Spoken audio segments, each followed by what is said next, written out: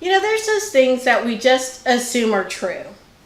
We don't even really look to see if they're actually true. We just go along with it.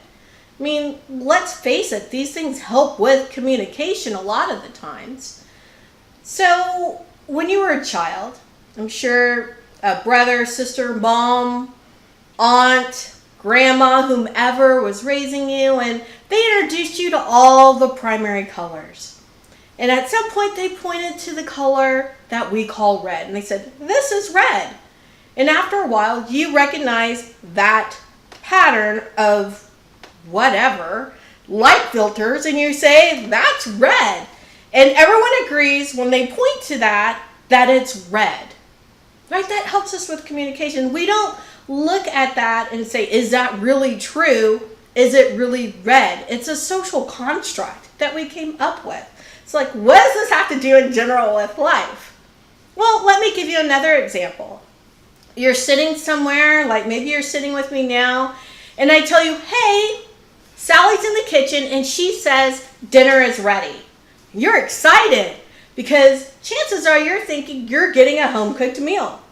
You see, there was a presupposition.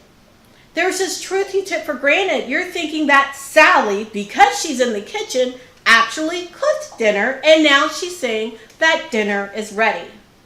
Do you see how sneaky that is?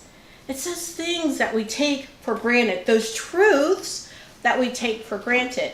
And again, us agreeing on ways to communicate, like the color red, or maybe getting the mix up that Sally is in the kitchen just because she was there, that she actually cooked dinner and didn't bring in something and it's got it ready to serve. Those are typically okay to get mixed up. They're not going to really change our lives in major ways. However, there are some other truths out there, or ideas that you take as truth about yourself, about the world, about the way that we interact with one another. So maybe, and most likely, you're a woman. And there's certain things that you've learned culturally about yourself that you take as truth, but are they really true? Right? I remember one of the things that I grew up with is women are bad with money. Women only shop all the time. Is that always true? No.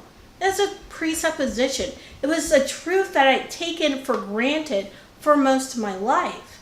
And I learned something different. I learned different things about what it meant to be black. And all the things wrapped up in that. So as an example, one of the things I always took for granted, okay, you're black, so you've got to be 200% better than anyone else just to be considered at the baseline. That was a presupposition that I lived with for most of my life. And it was really unconscious, right? No one actually came out and said that. It was just implied. And that's the sneaky thing about presuppositions. It's just implied.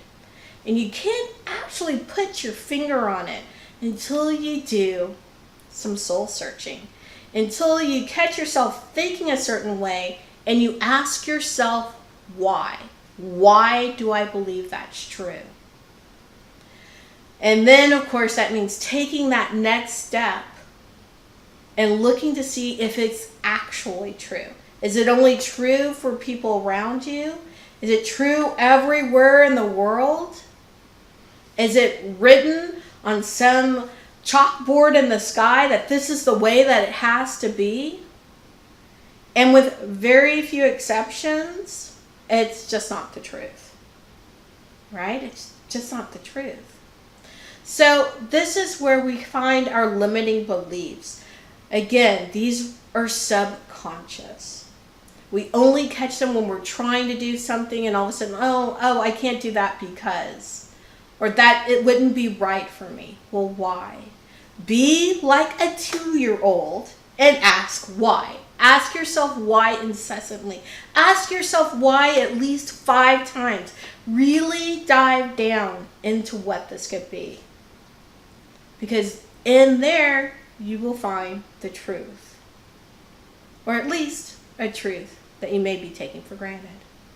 That I say, peace, joy, love to you.